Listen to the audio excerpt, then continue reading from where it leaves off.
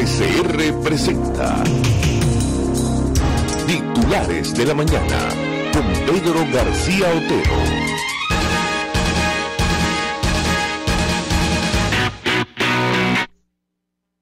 Tengan muy buenos días, 6:23 minutos del 23 de junio de 2022. Hoy es Día del Abogado.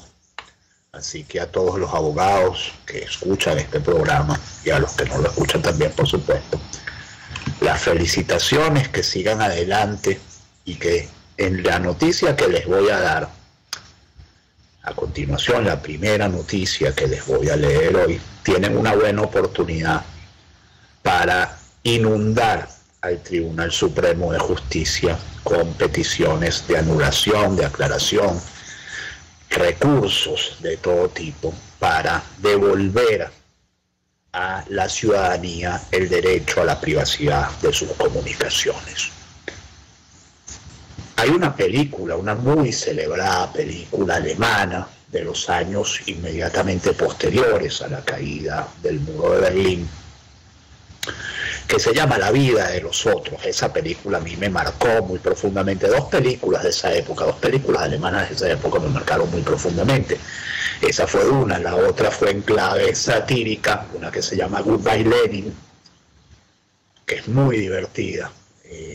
Pero esta, La vida de los otros, me marcó porque me mostró, cuando yo era pues bastante joven, cuán lejos había llegado el comunismo, concretamente el comunismo de Alemania Oriental, en el espionaje de sus propios ciudadanos. Cuando cae Alemania Oriental, la Stasi, la policía política alemana, libera sus archivos y los alemanes orientales descubren con sorpresa que casi un tercio de ellos tenían un expediente en la Stasi. Es decir, la policía política del régimen espiaba a casi un tercio de la población, lo cual es una cifra, por supuesto, absolutamente escandalosa. Bueno, BE Sin Filtro, que es una ONG venezolana dedicada al monitoreo de la libertad de las telecomunicaciones, nos muestra en un informe que el régimen de Nicolás Maduro espió el año pasado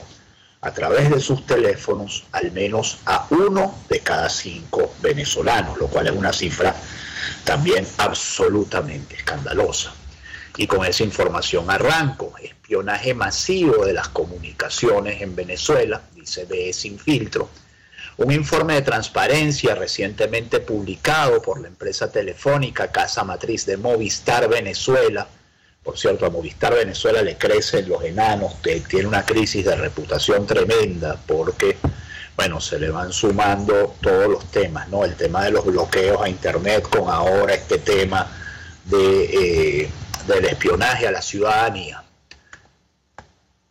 Revela, dice BE Sin Filtro, el uso indiscriminado y masivo de la interceptación de las comunicaciones de los venezolanos suscriptores de esa operadora por orden de los organismos de seguridad. Según el documento, en 2021 Telefónica interceptó las comunicaciones de 1.584.547 líneas. Repito, 1.584.547 líneas de sus clientes en Venezuela, más del 20% de las líneas de teléfono o internet. Estas intervenciones se habrían hecho por órdenes del gobierno de Nicolás Maduro y significaron interceptar o pinchar llamadas, monitorear SMS, dar la ubicación de personas por sus teléfonos celulares o el monitoreo de su tráfico de Internet. En el informe, los otros países ni se acercan al 1%. En Venezuela se ha hablado por años de la prevalencia de llamadas pinchadas y el monitoreo excesivo e injustificado de otras formas de comunicación, pero por primera vez hay un rastro del alcance de esta amenaza a los derechos civiles. Aunque la interceptación de comunicaciones puede ser una herramienta para investigar crímenes graves, su uso debe ser acorde a los estándares de derechos humanos y el inmenso número de líneas interceptadas apunta a un abuso sistemático. Por supuesto, usted no puede pretender que en un momento dado el 20% del país está bajo investigación, ¿no? Eso obviamente es un abuso de cualquier derecho, digamos, que tenga el Estado a revisar las comunicaciones en casos graves. Por cierto, el artículo 48 de la Constitución establece la privacidad de las comunicaciones, completamente violado en este caso. Cifras de otros operadores de telefonía y servicios de Internet se desconocen, pues no presentan informes de transparencia, pero se debe asumir que son similares o posiblemente peores en el caso de las empresas del Estado, por supuesto. La idea de que 20% o más de las líneas de telefonía o conexiones a Internet en otras operadoras también pudieran ser espiadas por el gobierno es un prospecto altamente autoritario. Lo expresado en el informe de Telefónica, que además refleja las cifras de solicitudes en los distintos países en los que opera, coincide completamente con múltiples casos reportados, incluyendo un caso que documentamos en nuestro informe 2021, Sin Derechos en Internet BE, donde destacamos como una ONG venezolana de derechos humanos que fue víctima de acceso no autorizado a una cuenta de un servicio de comunicación. Esto a toda evidencia ocurrió por la facilitación e interceptación de los SMS de verificación por parte de su operadora. Hemos alertado en los últimos años otros casos de periodistas y actores cívicos cuyas comunicaciones han sido aparentemente espiadas. Las revelaciones hechas en el informe resaltan la necesidad de que periodistas, voceros o fuentes, defensores de derechos humanos y activistas no utilicen llamadas de teléfono ni mensajes de SMS para comunicarse, sino más bien que usen medios de comunicación cifrados como Signal, incluso WhatsApp resulta mejor que un SMS o una llamada. También refuerza la importancia de que los usuarios en riesgo opten por configurar la verificación de 2 pasos de sus cuentas usando medios que no sean SMS llamadas o llamadas de teléfono, sino por medios de aplicaciones de autenticación como Google Authenticator y elementos físicos como llaves de seguridad. Fíjense el número, interceptaciones en 2021 según el informe de Telefónica, miren, Alemania 0,11, Argentina 0,05, Brasil 0,28, Chile 0,05, Colombia 0,00, Ecuador 0,00, bueno, y ustedes ahí ven quién es más democrático, quién es menos democrático, ¿no? España 0,05, México 0,00, Perú 0,03, Uruguay 0,09, Venezuela 20,5%. Solicitudes recibidas versus accesos afectados. En Venezuela, bueno, fíjense, aquí está. O sea, la mitad de las solicitudes para el doble de los accesos. Solicitudes rechazadas apenas 21.000. Metadatos asociados a las comunicaciones, número de solicitudes recibidas, número de solicitudes rechazadas, número de accesos afectados. Para Movistar Venezuela, las autoridades competentes para solicitar la interceptación de comunicaciones incluyen el Ministerio Público, el CICPC, los cuerpos de policía habilitados para ejercer funciones en materia de investigación penal y extrañamente la Universidad Nacional Experimental de la Seguridad, UNES. Similarmente, las autoridades competentes listadas para exigir metadatos sobre las comunicaciones y datos de los suscriptores, cosas como a quién llama un usuario, cuánto duran las llamadas, cuáles son los datos del suscriptor, etcétera, son muchas de las mismas, incluyendo organismos militares y policiales. En ningún lado menciona que las órdenes vienen de tribunales o vienen con aprobación de jueces, como hacen en otros países, pareciendo dejar ver que estas son las entidades de las que han recibido estas solicitudes, nunca con la validación de tribunales. En la legislación venezolana citada por Movistar, las solicitudes de interceptación deben ser aprobadas por un juez para que sean válidas, con excepciones particulares como el caso de urgencias y flagrancias, en las que el CICPC puede hacer el pedido, pero hasta en estos casos debe ser notificado el Ministerio Público y constar en el expediente. El abuso en la obtención de metadatos de comunicaciones es igualmente una violación de los derechos de las personas cuando no se hace de forma respetuosa a los derechos humanos.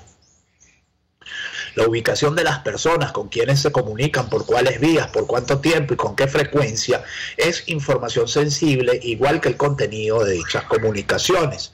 Los estándares internacionales de derechos humanos establecen que cualquier interceptación de comunicaciones de cualquier tipo debe cumplir al menos estas condiciones.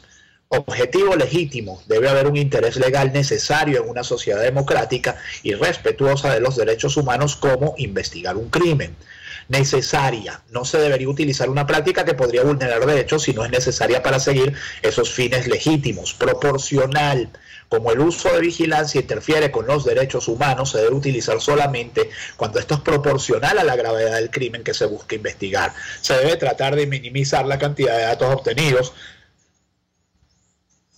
Debe ser minimizada esto está mal redactado, a solo lo necesario, controlar el acceso a esta información solo para los fines aprobados y desechar información que no es relevante, que esté adecuadamente sustentado por las leyes bajo una orden judicial de un tribunal competente e independiente de la autoridad interesada en la vigilancia de las comunicaciones, permitiendo el debido proceso, notificando a la persona cuando sea posible y manteniendo transparencia del proceso. La privacidad es un derecho humano fundamental e inalienable que a su vez es clave para el libre ejercicio de la libertad de expresión y asociación, entre otros derechos. Es decir, usted tiene una posibilidad en 5 de que el régimen haya escuchado esas conversaciones que usted tiene con sus jefes, con sus trabajadores, con sus amigos, con su familia. Una posibilidad en 5 si usted usa Movistar. Es tremendo esto. Esto es un dato que habla de cuán espiados estamos los venezolanos. Yo no quiero ni pensar cuán espiados están, por ejemplo, los políticos, los empresarios. Nosotros mismos, los periodistas, estamos absolutamente espiados. Yo lo tengo claro desde hace muchos años. Lo que pasa es que conmigo se aburren mucho, porque yo no hago nada. O sea, yo lo que hago es trabajar y ya. Pero la verdad de las cosas es que esto muestra pues cómo está el país en este momento, y probablemente el día que esto termine nosotros nos sorprendamos de cuánta data, porque ahora además es muy fácil, digamos, ese cuento que yo les echaba de la vida de los otros. Bueno, cada persona en la Stasi, que estaba registrada en la Stasi, tenía una carpeta de papel. Eso había que actualizarlo con papel. Hoy en día con inteligencia artificial eso se va autocompletando solo, se va llenando solo. Basta con implantar un virus aquí, porque además el gobierno ha invertido duro en mecanismos de ciberespionaje, incluso israelí, de eso se habló hace algunos años, que son los duros en estos ciberespionajes.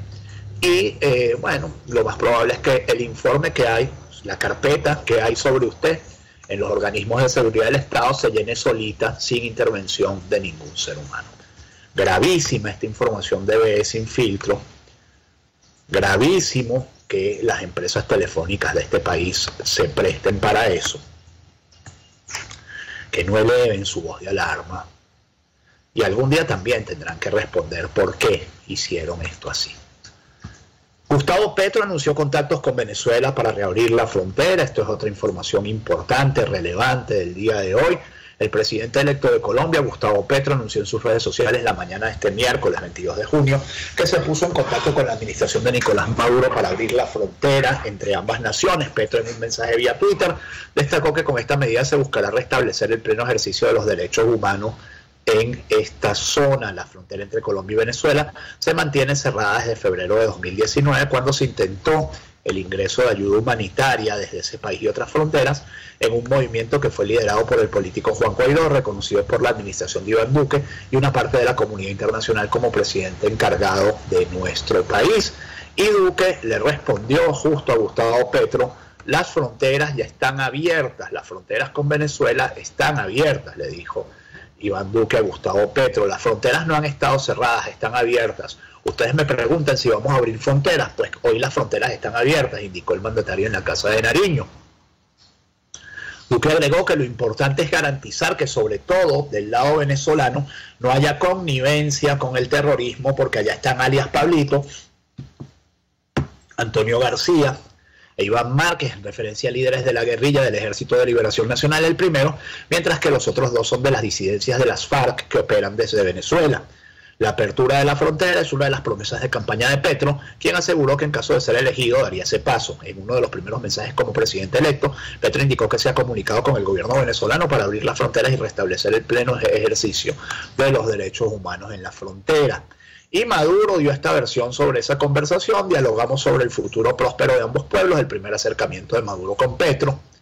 Nicolás Maduro conversó este miércoles con el mandatario electo de Colombia, Gustavo Petro, quien ganó las elecciones el pasado domingo, sobre la paz y el futuro próspero de ambos pueblos, cuyos gobiernos llevan años enfrentados en el terreno político. Conversé con el presidente electo de Colombia, Gustavo Petro, y en nombre del pueblo venezolano, miren cómo se va esto, se va en vivo. Miren ustedes, ¿será que me están espiando, chicos? Y me están haciendo esto para fastidiarme. Esta que abría no abre en este momento. Pero mientras leo esas dos, les leo que Gerardo Blay y Jorge Rodríguez participaron en el foro de Oslo en Noruega, y esto también pasó ayer. Los jefes de las delegaciones negociadoras del régimen de Nicolás Maduro, Jorge Rodríguez, y de la plataforma unitaria, Gerardo Blay, están en Noruega, donde participan en el foro de Oslo que aborda la revolución de conflictos en el mundo. Saludamos la presencia en el foro de Oslo de Jorge Rodríguez en representación del gobierno y Gerardo Blay en representación de la plataforma unitaria, expresó la Cancillería noruega. Además, el ministro de Relaciones Exteriores de Noruega manifestó que esperan que continúen los esfuerzos en el corto plazo para retomar el diálogo y la negociación de Venezuela. Pero volviendo sobre el tema de Petro, bueno, no me quieren abrir estas dos notas. Yo quiero leerles un tuit de Gustavo Petro de ayer, porque se parece tanto a mí, se parece tanto a lo que pasó en este país. Miren este tuit, esta belleza que dice: todo avión que se compre para instituciones públicas en estas semanas se vuelve a vender. Le solicito al presidente Duque suspender esas compras. ¿Ustedes se acuerdan de este país en 1998? En 1999, y el chequezote aquel, vendimos los aviones de PDVSA, etcétera? Bueno, 24 años después estamos metidos en un problemón relativo a aviones. Israel asegura que tripulantes del avión venezolano iraní están involucrados en el tráfico de armas a Hezbollah. Israel emitió este miércoles un nuevo comunicado sobre el caso del avión venezolano iraní retenido en Argentina, asegurando que miembros de su tripulación están involucrados de forma directa en el tráfico de armas para Hezbollah. En el avión que aterrizó en Argentina se encontraban iraníes involucrados de forma directa en el tráfico de armas a Siria y a la organización terrorista Hezbollah del Líbano. Incluso el capitán del avión es un alto ejecutivo de la empresa iraní Qeshm Fars Air. Nunca puedo pronunciar esto, señaló la embajada de Israel en Paraguay, en referencia a Golanreza Ghasemi, quien ya ha sido imputado en la Fiscalía Argentina por sospechas de terrorismo. El Estado de Israel reiteró su preocupación por la llegada de la Argentina del Boeing 747 matrícula YB3531 de Trasur, la filial de carga de Conviasa, pero que pertenecía a la línea iraní Mahan Air. Este avión era utilizado hasta hace poco por la empresa iraní Mahan Air, que opera vuelos para la fuerza Quds en la ruta entre Teherán y Damasco. Sostuvo la instancia diplomática. Además, Israel dice estar especialmente preocupado por la actividad de las empresas aéreas iraníes Mahan Air y Qeshm Fars Air en América Latina, empresas que están involucradas en el tráfico de armas, equipamiento y personas para la fuerza Quds y que se encuentran bajo sanciones estadounidenses por su vinculación con el terrorismo y en la proliferación de armamento. Para Israel, este incidente con el avión demuestra los intentos de Irán a través de la Guardia Revolucionaria, la fuerza Quds y Hezbollah de seguir estableciendo su influencia alrededor del mundo, así como en Sudamérica, como base de operaciones para las actividades terroristas en el continente. Déjenme ver si ahora sí les puedo leer la nota de ABC. No, la nota de ABC tampoco quiere abrir hoy, o sea, abrió, pero después se cerró ahí en vivo, ustedes lo vieron. El Líbero nos trae una nota de una colega venezolana, Emilia Bendaño, que nos dice: avión sancionado, el Líbero es un medio chileno, avión sancionado que trasladó a Maduro, Irán, aterrizó hoy en Santiago. A las 14:30 pisó el aeropuerto de Santiago, Santiago de Chile, un avión con matrícula YB3533 operado por la aerolínea estatal venezolana Conviasa, sancionada por el Departamento del Tesoro en febrero de 2020. La aeronave pertenecía a la iraní Mahan Air, también en la lista negra de Estados Unidos por su relación con grupos terroristas. Esta sería la sexta vez que la aeronave sancionada aterriza en el país. A las 14:30 horas aterrizó en el Aeropuerto Internacional Arturo Merino Benítez un Airbus A340-642 proveniente de Caracas y operado por la aerolínea estatal venezolana Conviasa. Se trata del mismo avión con la matrícula YB3533 en el que Nicolás Maduro realizó una gira por países euroasiáticos y de África. Una aeronave que fue transferida por la aerolínea iraní Mahan Air a la Conviasa el 15 de marzo pasado, ambas empresas sancionadas por el Departamento del Tesoro de los Estados Unidos y que actualmente protagonizan un escándalo en Argentina por sus vínculos con organizaciones terroristas iraníes. En el avión con matrícula YB3533, Maduro se paseó por Turquía, Argelia, Irán, Kuwait, Qatar y Azerbaiyán, en un periplo que realizó entre el 7 y el 18 de junio y en el que afianzó sus vínculos especialmente con Irán, país en el que firmó junto a su homólogo Ebrahim Raisi un acuerdo de cooperación estratégica de 20 años en todas las áreas en este país. Además, rindió homenaje al fallecido ex jefe de la Guardia Revolucionaria, Qasem Soleimani. De acuerdo con el Departamento del Tesoro de Estados Unidos, Mahanger ha sido señalada por las autoridades antiterroristas por apoyar a la Fuerza Quds, división de la Guardia Revolucionaria iraní especializada en operaciones de inteligencia y colaboradora de Hezbollah. De hecho, el piloto de la aeronave Entrasur, filial de Conviasa, que aterrizó en Argentina el 6 de junio y está retenido en ese país desde entonces, fue identificado como Golan Reza Ghasemi, integrante de la organización Al-Quds, y fue recientemente imputado en el país trasandino por ser sospechoso de terrorismo. Vamos a ver sobre el avión que ha viajado varias veces a Chile. Dice: el pasado 6 de abril, en el marco de la Feria Internacional del Aire y del Espacio celebrada en Santiago, Venezuela y Chile suscribieron un memorándum de entendimiento en el que se amplió el espectro de la relación aerocomercial entre los dos países, dejando la puerta abierta a la reactivación de las operaciones aéreas desde y hacia Caracas. A través de su cuenta de Twitter, el presidente del Instituto Nacional de Aeronáutica Civil de Venezuela, Juan Teixeira, celebraba el acuerdo suscrito con el secretario general de la Junta de Aeronáutica Civil de Chile, Martín Maquena Rueda, y anunciaba que se había designado a la aerolínea Conviasa para explotar la ruta. Desde ese día, a través de distintas fuentes, el Libero ha podido constatar que Conviasa ha realizado al menos 5 vuelos Caracas-Santiago-Caracas, ocupando en todos ellos la misma aeronave que llevó a Maduro a su gira euroasiática y que estaría vetada por las autoridades de Estados Unidos. El primero de ellos fue el 20 de abril y el último el que aterrizó ayer en Santiago. Lo curioso es que también figuran varios vuelos realizados antes de la firma del memorándum. Buen trabajo de investigación del Libero basándose en, digamos, la data pública disponible en Internet. Prohibido olvidar, dice La Patilla, se cumplen 5 años del asesinato de David Vallenilla y la cadena de mando sigue impune. Este 22 de junio se cumplen 5 años, se cumplieron, hay que decir, del asesinato del estudiante David José Vallenilla, un joven de solo 22 años quien fue baleado por el sargento de la aviación Arly Méndez Terán.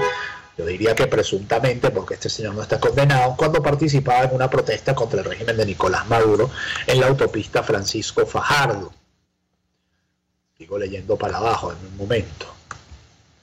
Una imagen que quedó plasmada en la mente de todos los venezolanos, y es que su asesinato fue transmitido en vivo por medios digitales que daban cobertura a las manifestaciones frente a la base aérea de La Carlota. En las imágenes se puede observar cómo el militar apuntaba con su fusil y disparaba a quemarropa contra el pecho del joven venezolano, cayendo herido de muerte, mientras sus compañeros trataban de ayudarlo. Tras ser alcanzado, fue trasladado hasta la clínica El Ávila en Altamira, donde se encontraba en estos momentos su tío Carlos, que no pudo hacer nada para salvarlo. Se confirmó su muerte a los pocos segundos de su ingreso.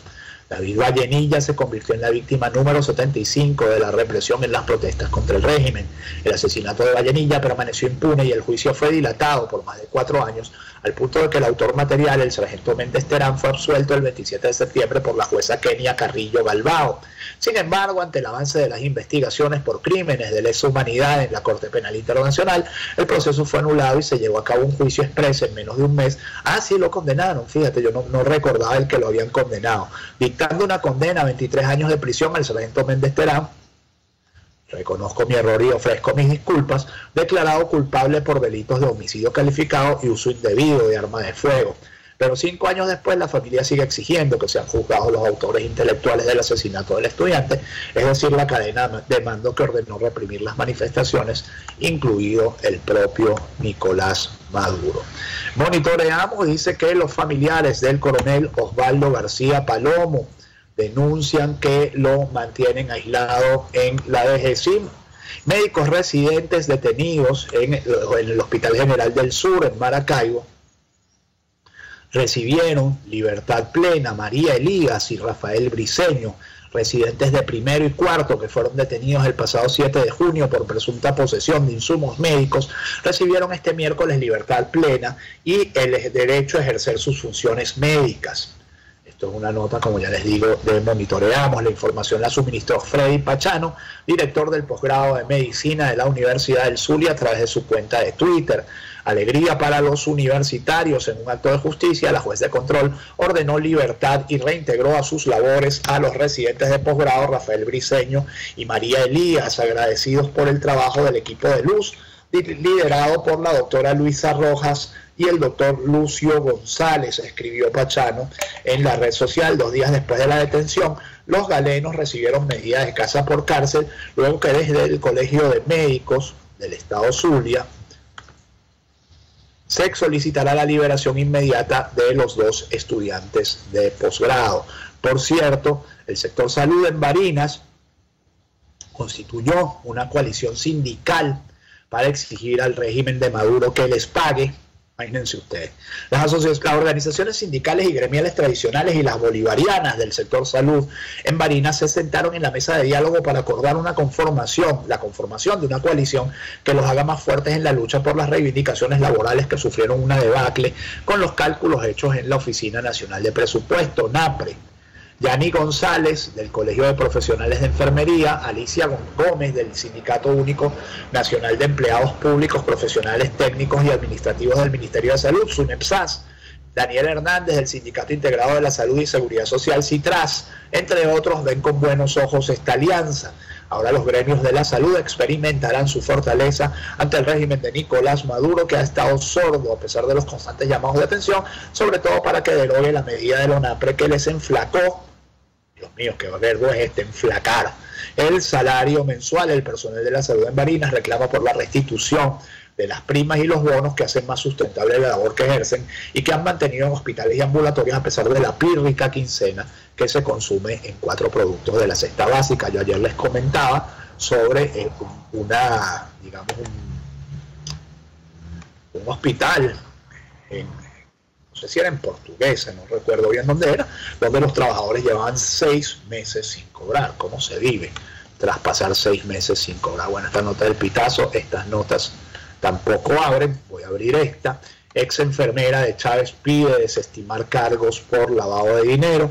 La ex tesorera nacional de Venezuela, Claudia Patricia Díaz Guillén, conocida como la enfermera de Hugo Chávez, pidió este martes a una corte de Estados Unidos desestimar los 3 cargos relacionados con lavado de dinero de los que es acusada.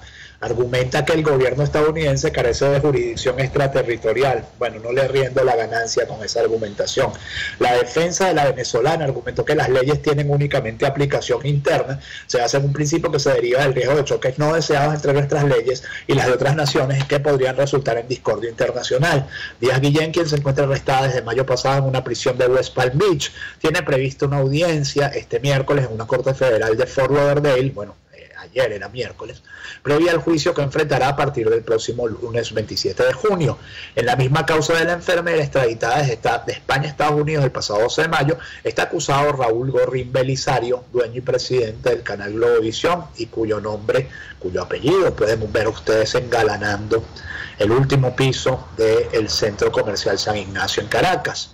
En un documento presentado hoy a la Corte, la defensa de Díaz Guillén señaló que además de Gorrín dejó claro en unos tweets que las transferencias de dinero no le involucran a ella ni a su esposo Adrián José Velázquez Figueroa.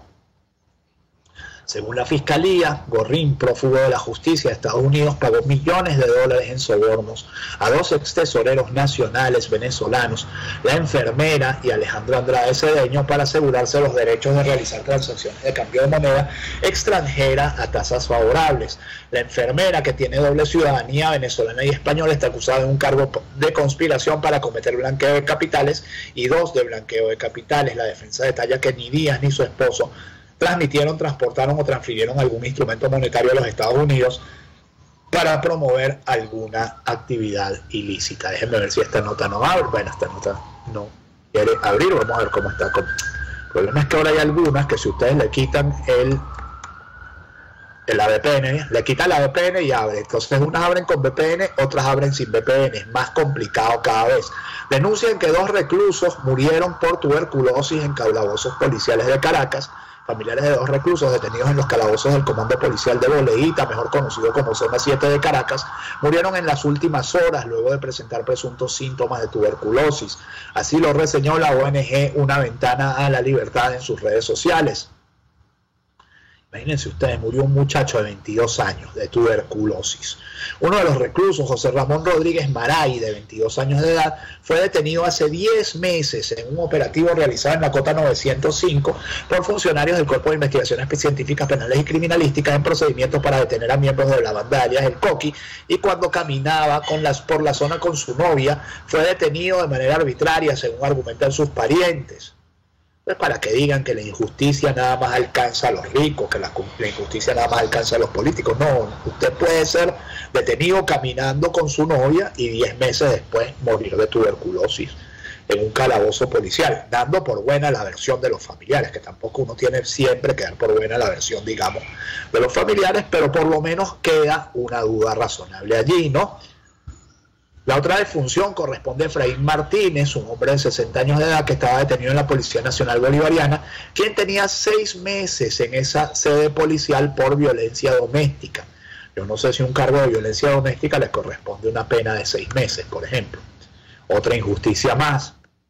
Su hijo mayor, Junior Martínez, explicó que su padre fue trasladado al Hospital Domingo Luciani, donde falleció la madrugada del lunes 20 de junio. Son las 6:53, ya se termina Titulares de la Mañana. Esto es RCR 750M. Jaime Nestares en la dirección de la estación, Néstor Tovar en los controles. Quienes habla Pedro García, hacemos este programa que llega a ustedes como cortesía de Equimédica, alquiler de equipos médicos, y del consultorio veterinario del doctor Alfredo Cobo en Santa Mónica, garantía integral para el bienestar de su mascota. Y justamente quiero hablarles de Equimédica, alquiler de equipos médicos, porque tiene todo lo que se necesita para la atención de un paciente hospitalizado en el hogar en condición de alquiler. Le ofrecemos en alquiler camas clínicas, concentradores de oxígeno, aspiradores de flemas y mucho más, todo lo que necesite. Además, si usted considera que es mejor comprar para usted, es mejor comprar, adquirir, porque su paciente tiene, digamos, una condición de larga data y es mejor comprarlo, bueno, también se lo ofrecemos a los mejores precios. El alquiler lo tenemos en toda Caracas con muy pocos requisitos. Llámenos al 0412-806-2591, 0412-806-2591, o síganos en Equimédica, piso bajo, alquiler, _alquiler en Instagram, y vea allí toda nuestra oferta de productos y servicios, porque Equimédica tiene todo lo que usted necesita para la atención de su paciente hospitalizado en el hogar. Y hablarles también del consultorio veterinario del doctor Alfredo Cobo en Santa Mónica, más de 30 años de experiencia atendiendo animales desde grandes a pequeños. Póngalos en las manos del doctor Alfredo Cobo, que le ofrece, entre otros, cirugías selectivas, servicios de vacunación, medicina interna, atención nutricional, odontología veterinaria, laboratorio clínico veterinario, y para los peluditos del hogar, por supuesto, la peluquería canina. 0212-661-1546, 0414-127-7947, Avenida Arturo Michelena de Santa Mónica, entre calles Manuel Díaz y Damaso Villalba. Allí se encuentra el consultorio veterinario del doctor Alfredo Cobo, garantía integral para el bienestar de su mascota. Algunos titulares más para cerrar, 2 minutos de programa que me quedan. Régimen de Maduro revisa acciones para el control de armas en Venezuela. En una nota de prensa, la cartera de Interior y Justicia informó que se chequearon los proyectos de protocolo para el registro y control del armamento y sus componentes que se encuentran en áreas de resguardo y custodia de organismos militares y policiales en Bolívar, El Dorado y San Martín de Turumbán. Esto es ya llegando a la Gran Sabana, se encuentran muy afectados por inundaciones. Bueno, fíjense usted, ahora tengo que poner el bloqueador. Algunas van con bloqueador y otras van sin bloqueador. En Afganistán, un sismo deja al menos 1.000 muertos y más de 1.500 heridos. Bueno, y esta fue la última nota que me abrió, la penúltima nota que me abrió. Les leo 2 más y me voy. CICPC crea la primera oficina de perfilación criminal forense y la tercera del mundo. Para entender qué es la perfilación criminal, tenemos que es una técnica de corte psicológico en la que, a partir del análisis del comportamiento que presenta el delincuente durante el crimen, trata de identificar características que lo describan para ayudar a los investigadores a su detención. A partir de ese perfil, los investigadores buscan priorizar sospechosos que encajen con esas características, detalló Rico. Bueno, todo el que ha visto Criminal Minds sabe lo que es un departamento de perfilación criminal. Y para cerrar, un avión Learjet matrícula YB3304, en el que viajaban 6 personas a bordo, se estrelló este miércoles en el municipio Cristóbal Rojas del estado Miranda. Hay 6 fallecidos. Uno de los fallecidos se llama Cristian Toni y es presidente, o fue lamentablemente porque perdió la vida, presidente del equipo de fútbol Estudiantes de Mérida. Hay una declaración, un tuit de Iván Simonovic sobre otro de los fallecidos, que dice que era un conocido testaferro de Nicolás Maduro. Lo estoy buscando aquí en mi perfil para abrírselos, porque, bueno, aquí está. Este era uno de los pasajeros del avión siniestrado, YB3304, otro de los millonarios que cabalgan sobre las miserias de los venezolanos. Bueno, uno de ellos, pues, supuestamente acusado por Iván Simonovic, quien, como saben ustedes, se encuentra en el exilio en Estados Unidos, de pertenecer a una red de tráfico de influencias. Pero lamentar, por supuesto, la muerte de las 6 personas y lamentar la muerte del presidente de los Estudiantes de Mérida, Cristian Toni. 6:58 minutos, que este día sea todo lo que ustedes esperan de él. Mañana, obviamente, 24 de junio, no hay programa, nos volvemos a encontrar el lunes y será Día del Periodista. Chao. Informe RCR presentó Titulares de la Mañana con Pedro García Otero.